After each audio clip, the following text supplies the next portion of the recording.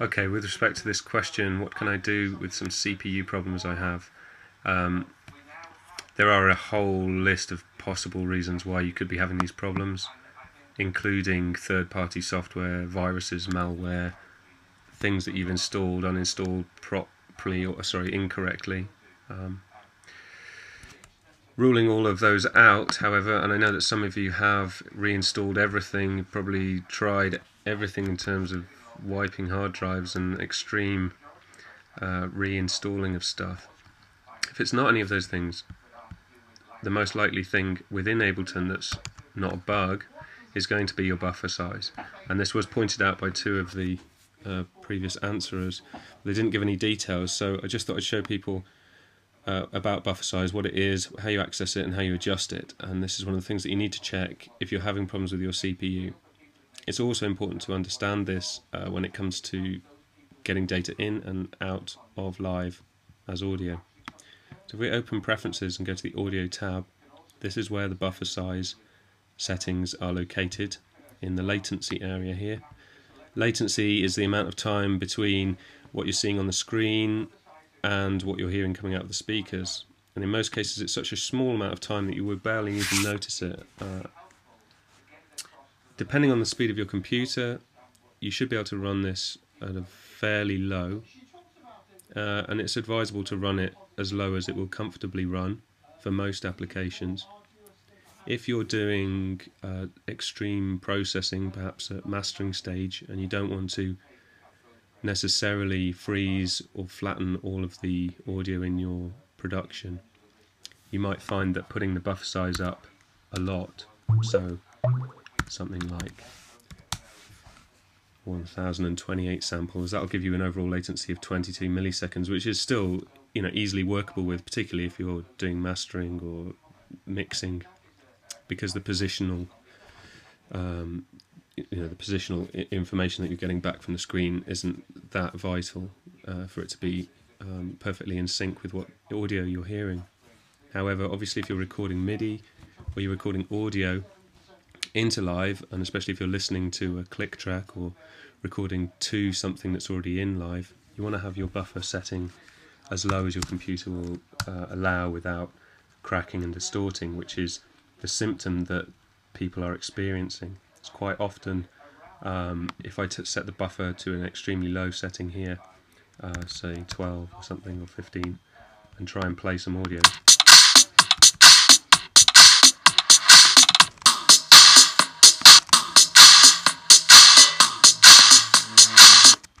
well, I'm afraid my computer's pretty good, so it's not really struggling at all with that, although considering that there's very little going on with this particular little arrangement, perhaps I would be better off opening a project which has a decent amount of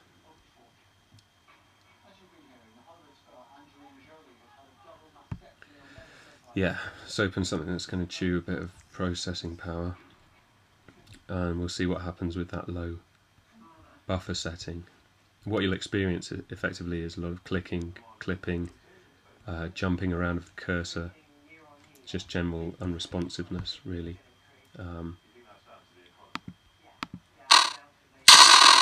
So that's exactly the sort of horrendous noise you're going to hear when your buffer setting's too low. Again, if you're recording, you want to be setting this to as low as possible. Usually my computer will handle 64 samples, which is 2 milliseconds, but it will depend on how much stuff's going on in the set. Let's just see.